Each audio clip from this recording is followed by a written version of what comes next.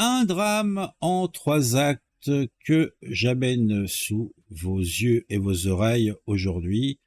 Ça s'est passé, en tout cas ça a débuté il y a une dizaine de jours. Pour résumer, globalement ça se passe à Paris. Une jeune femme a chaud le soir dans le 11e, donc elle laisse sa fenêtre ouverte. Un margoulin passe par là, voit la fenêtre ouverte, il se dit il va pouvoir faire un larcin sympathique, récupérer quelques deniers, quelques bijoux, allez savoir. Il passe par la fenêtre, rentre, il tombe sur une jeune femme en nuisette, il la libère de quelques billets et, l'occasion faisant le larron, il lui propose gentiment, sous la menace de son couteau, de lui faire une gâterie. La pauvre enfant s'exécute, bon an, mal an. Le margoulin reprend le chemin qu'il a pris à l'origine. La pauvre miséreuse va se planquer chez un voisin.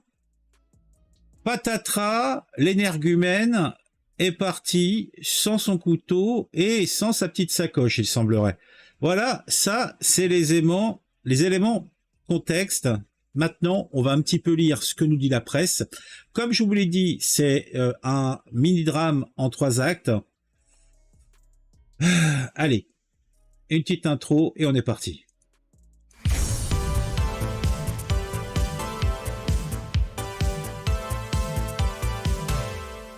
Interpellation d'un homme suspecté d'avoir violé une femme en passant par la fenêtre de son appartement. L'agression a eu lieu boulevard de Charonne, dans le 11e arrondissement. Le suspect est connu sous différentes identités. Il a été arrêté à Argenteuil, il semblerait 2 jours plus tard.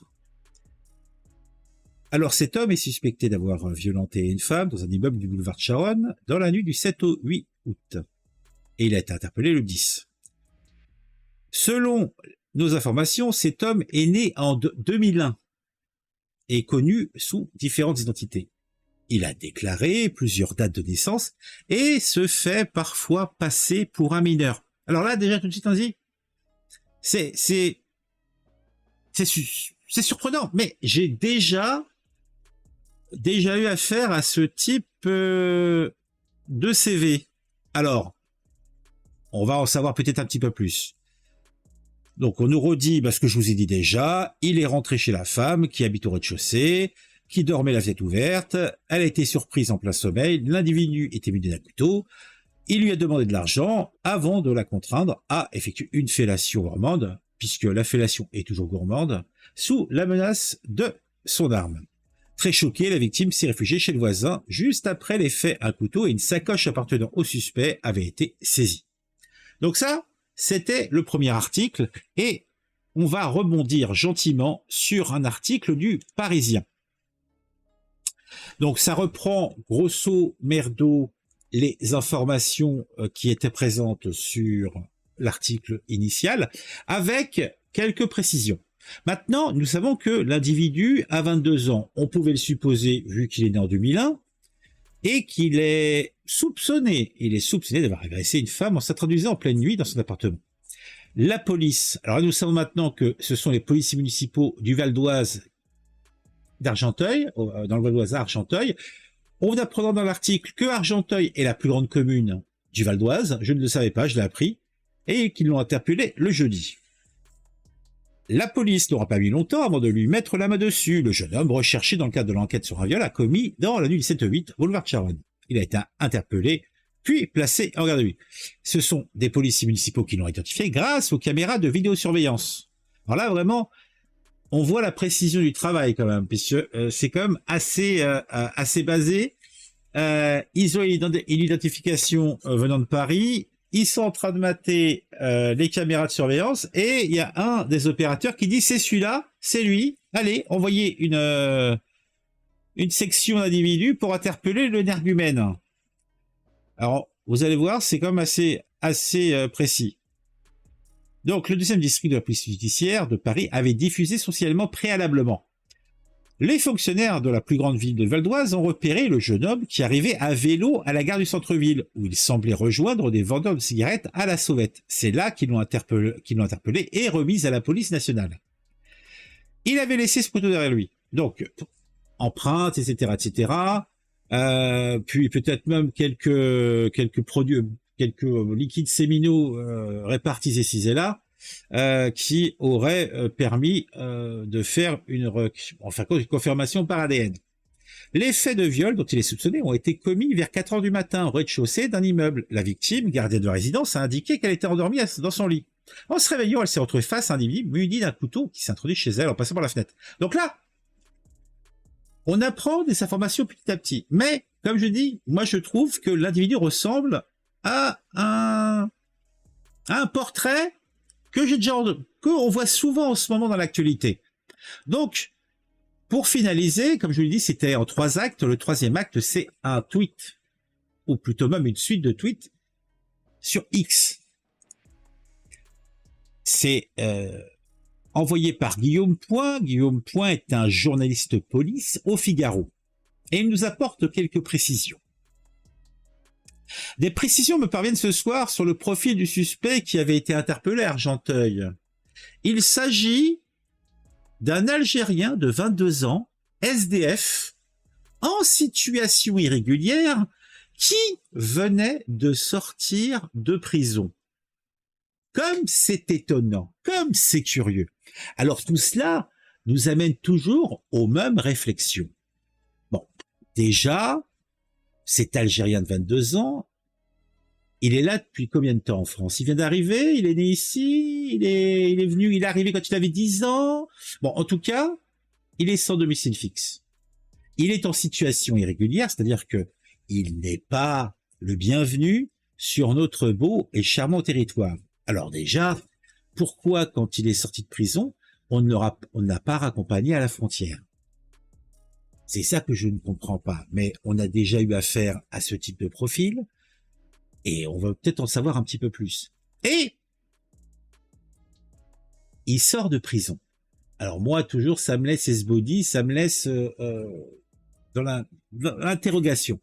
Donc moi, je me dis jusqu'à quand on va continuer à avoir des personnes qui sont en situation régulière, qui n'ont rien à faire sur le territoire, mais somme toute, il faut bien travailler, on peut passer certaines choses, mais c'est un malfaiteur, il ne fait rien pour faire avancer notre société, donc pourquoi ne pas raccompagner diligentement le petit bonhomme jusqu'à la mer, je sais pas, après il doit savoir nager, qui rentre à la nage, en fait, qu'importe, s'il n'a pas de quoi payer son avion, mais qui débarrasse le plancher.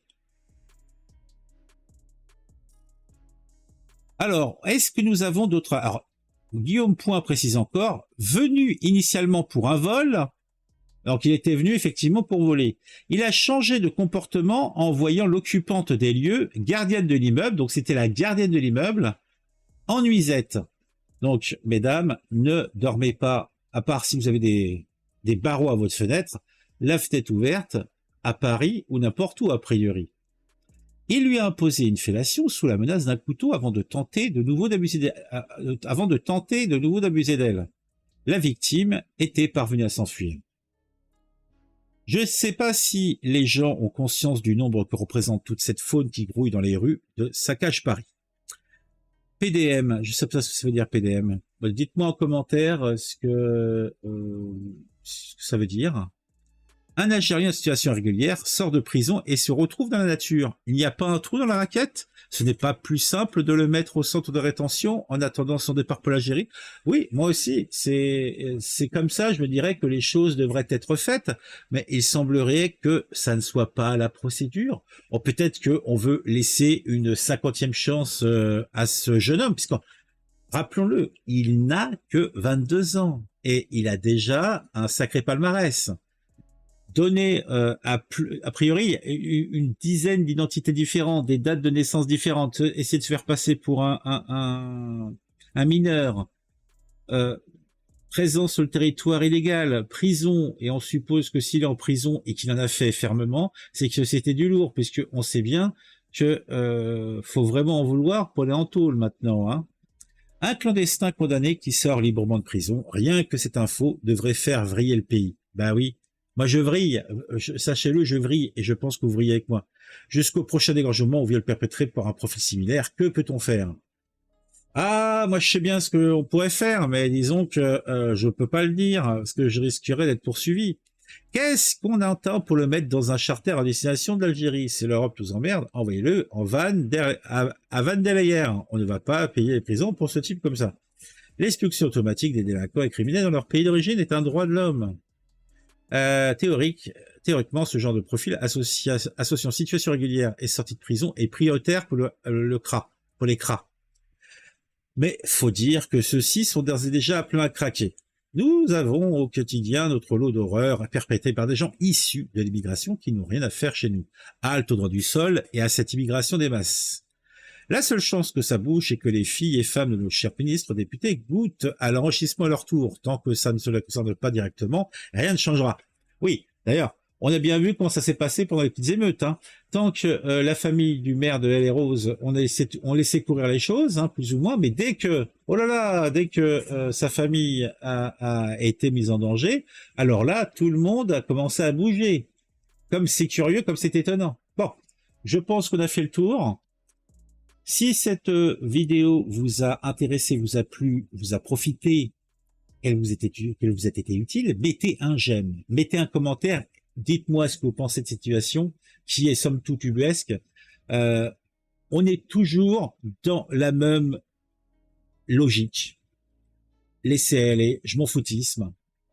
C'est comme ça. Sinon, en tout cas, si vous n'êtes pas encore abonné, abonnez-vous sans attendre à la chaîne et activez la petite cloche pour être mis au courant. Ce soir, sur la chaîne secondaire, je fais un live. Ça sera sous les coups de 20h, 21h, 21h30. Donc, n'hésitez pas à vous joindre. Vous pouvez me rejoindre sur YouTube, sur la chaîne secondaire. Vous avez le lien en description. C'est la chaîne Série Live. Ou alors, si vous préférez, vous pouvez me joindre sur Twitch. C'est un live qui est sur les deux plateformes en même temps. Donc, à tout à l'heure, j'espère. Donc, le programme, si on se regarde quelques vidéos, on discute le bout de gras en toute bonhomie. Et accessoirement, je prépare quelques petites vidéos en lisant des textes et en me faisant accompagner des viewers qui veulent bien me suivre. On se retrouve très vite pour une nouvelle vidéo, pour un sujet qui m'aura intéressé, que je l'espère vous intéressera aussi.